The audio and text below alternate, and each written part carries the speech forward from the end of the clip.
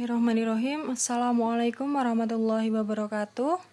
Selamat pagi dan selamat datang di pembelajaran Bahasa Indonesia kelas 7 bersama Ustadzah Heni. Selama satu semester, kita akan mempelajari 4 jenis teks. Teks pertama, teks deskripsi. Teks kedua, teks narasi. Teks ketiga, teks prosedur.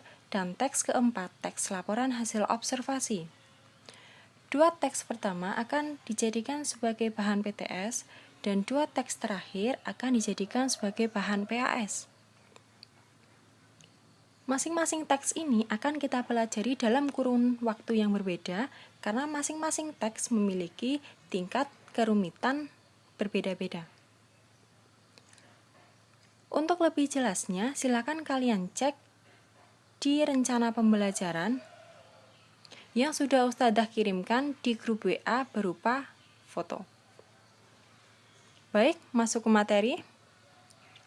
Materi pertama, teks deskripsi. Ada 3 hal yang akan kita pelajari di teks deskripsi, yaitu pengertian, struktur, dan unsur kebahasaan. Pengertian. Teks deskripsi adalah sebuah teks yang mendeskripsikan dan menggambarkan suatu secara jelas sehingga dapat membuat pembaca seolah-olah dapat merasakan isi bacaan. Jadi singkatnya, teks deskripsi itu teks yang menggambarkan atau mendeskripsikan sesuatu. Contohnya teks deskripsi tentang stroberi. Stroberi merupakan salah satu jenis buah-buahan. Stroberi memiliki kulit buah berwarna pink kemerahan. Rasa stroberi ada yang manis, ada yang asam. Itulah salah satu contoh teks deskripsi. Bisa dipahami ya? Untuk lebih jelasnya, silakan kalian baca contoh-contoh yang lain ada di LKS bab 1. Materi yang kedua yaitu struktur.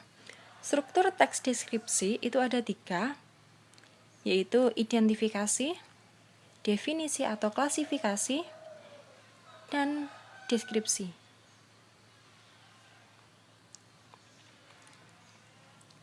Unsur kebahasaan. Ada 3 unsur kebahasaan yang akan kita pelajari di teks deskripsi, yaitu kata rujukan, imbuhan, dan kelompok kata.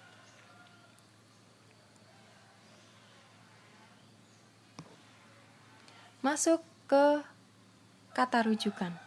Kata rujukan merupakan kata yang merujuk pada kata lain.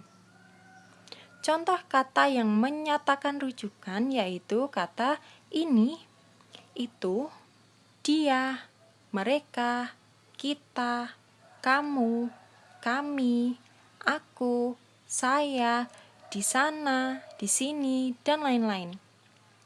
Contohnya, buku Ana berwarna merah. Buku itu Ana bawa ke sekolah. Kata itu, yang dicetak miring itu ya, merupakan kata yang merujuk pada buku Ana yang berwarna merah. Contoh yang lain, Ana adalah anak yang rajin. Dia selalu juara kelas. Kata dia ini merujuk ke Ana. Jadi siapa yang juara kelas? Ana. Gitu. Bisa dipahami?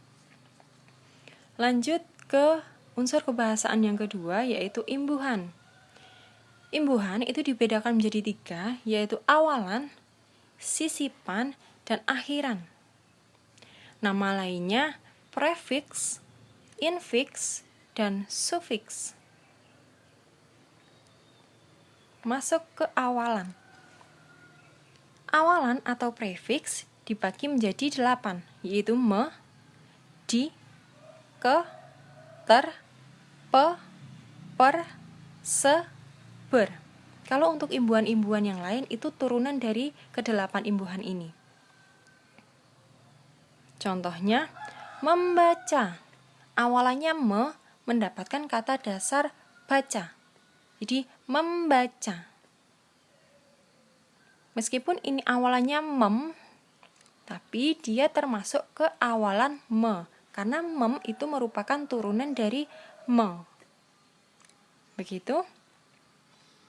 Untuk catatannya, ketika kata dasarnya diawali huruf K, T, S, dan P, maka huruf KTSP tersebut luluh. Luluh itu hilang. Contohnya seperti ini. Kata dasarnya sapu, apabila mendapat imbuhan me, maka berbunyi menyapu, bukan mesapu. Jadi kata sapu, S-nya itu luluh, S-nya hilang. Begitu ya. Yang kedua, sisifan atau infix. Sisipan atau infix merupakan imbuhan yang diletakkan di tengah kata. Contohnya, al, dan in.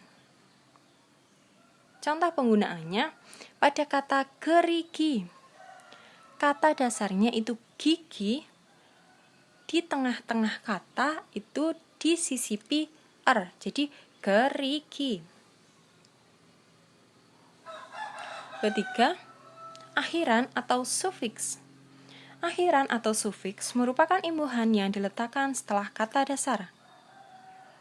Contoh sufiks, akhiran kan, an, i, nya, man, wati, wan, asi, isme, in, dan wi.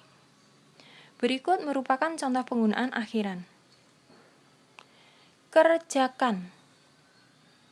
Kata kerjakan itu dibentuk dari kata dasar kerja yang mendapat akhiran kan.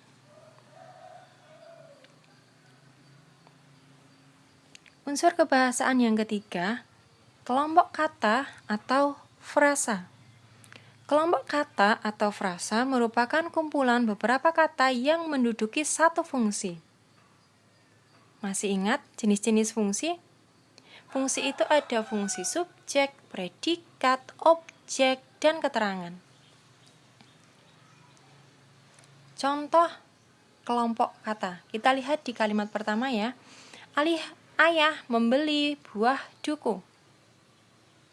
Ayah itu sebagai subjek, predikatnya membeli, dan buah duku itu sebagai objek.